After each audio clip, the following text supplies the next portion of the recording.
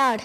இன்று நான் உனக்கு விதிக்கிற உன் தேவனாகிய கர்த்தருடைய கட்டளைகளின்படியெல்லாம் செய்ய நீ கவனமாய் இருக்கும்படிக்கு அவர் சத்தத்திற்கு உண்மையாய் செவி கொடுப்பாயானால் உன் தேவனாகிய கர்த்தர் பூமியில் உள்ள சகல ஜாதிகளிலும் உன்னை மேன்மையாக வைப்பார். உபாகமம் 28:1.